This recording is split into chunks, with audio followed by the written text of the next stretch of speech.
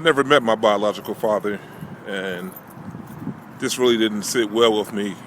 And honestly, it's not that I felt like I ever really missed anything, because you can't miss something that you don't know that you're missing.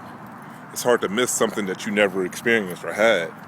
So since I never had a biological father, I couldn't really miss a biological father. Of course, when I see other kids playing with men that was their father that looked like them, you look at that and you see that and you be like, wow, that'd be kind of cool to have that.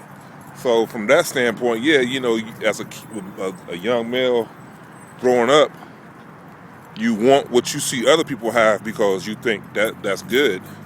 And not saying that it's not going to be good, but I never knew my biological father, never met him, never heard his voice, never saw any pictures of him.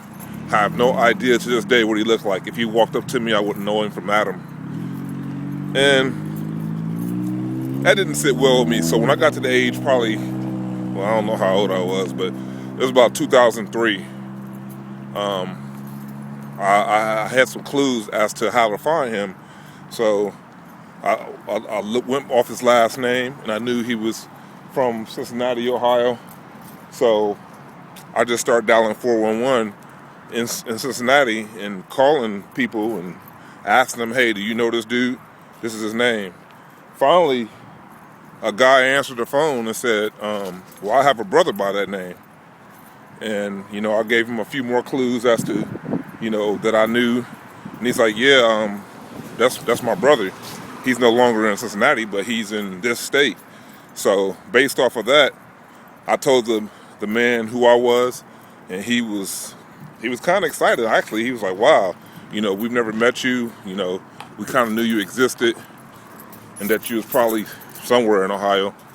But so he gave me an address, he gave me a number, which was to my biological father. So I put together a nice little package of things to mail and send to the address that he gave me. It was basically some information of my upbringing, sports, achievements that I had received, the kids I had. I was a preacher, just some information, some music that I recorded, just a nice little package of stuff just to really introduce myself to this man who never knew me. And so I sent this stuff away, and I waited a while, and then I called the number that his brother had gave me, and no one answered the call. So I just left a message saying, this is Sean Scott, blah, blah. I believe that you're my biological father, and I just want to touch base with you. I don't want anything from you. I'm not upset with you. The choice to be in my life was completely yours and yours alone. I don't feel no animosity towards you, but I just want to let you know that I'm a saved person. I believe in Jesus Christ. I'm actually a pastor, and if you need anything, let me know, and I'll be more than happy to do what I can to help you. So if you ever desire to reach out, here I am. This is my number. This is how to contact me. This is my ministry website, etc., etc. Never heard from him. So with that information, my now ex-wife was able to contact some biological brothers that I had, that I didn't know I had, through that same means. Well, so I had the information laid out, and she called and got in contact with them. And so they were curious. So two of them came to Columbus. I came from DJing Gospel Skate one night, and in my house was two men. And I was like, hey, what's up? He said, dude was like, my name is so-and-so, and my name is so-and-so. And we're your brothers by way of your biological father.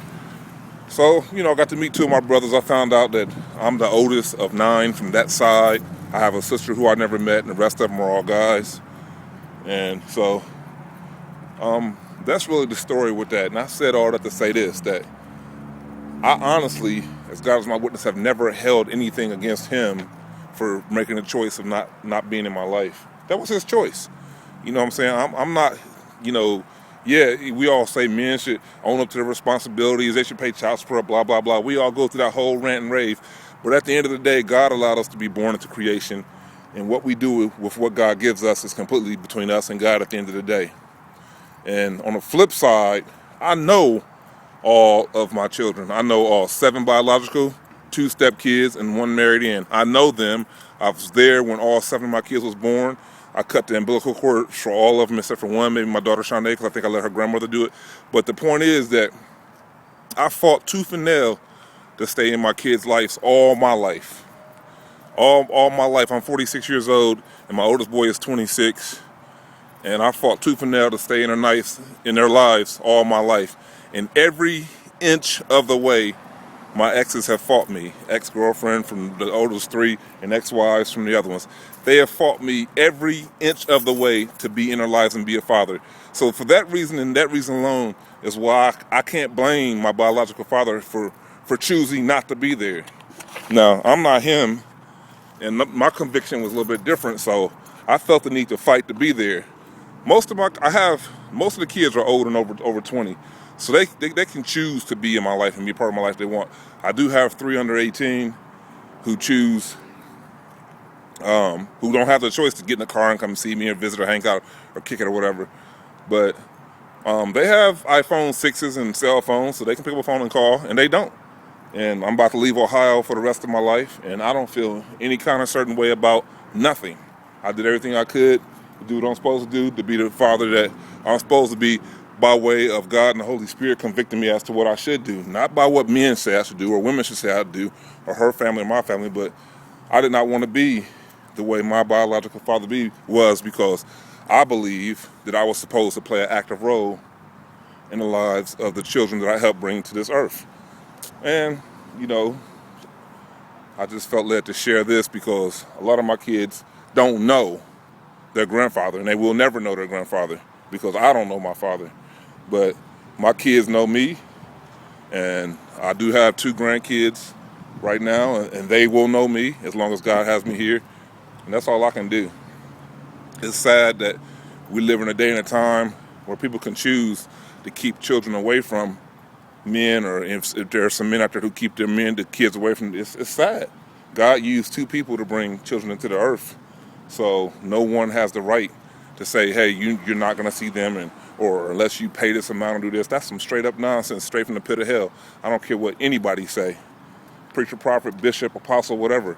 That's not written nowhere in anybody's Bible that a person owns a human and can say what that human can or cannot do based off of another human's rules and regulations. That's straight up nonsense. It takes a village to raise a child, and if it took 2 to make it, it takes 2 to break it. So that covenant can't be broken just because one decides to do what they want to do. I'm not bitter, mad, or upset at nobody, but I said all this to say that one day my kids will want an explanation as to how certain things are and the way things are. And with this technology, I love recording in history some things that went on that they may or may not know anything about. And I thank God for Jesus Christ for saving me and giving me a conviction to want to be in the lives of my kids and to fight to be in their lives. It has not been easy by any way, shape, or form for no particular reason. But even in that, it doesn't really matter because I did what I believe I was supposed to do for clear conscience. And if I say this, if you don't believe so, just pray. Let God give you peace that passes all understanding. And one day, I pray that when my kids have kids, they'll understand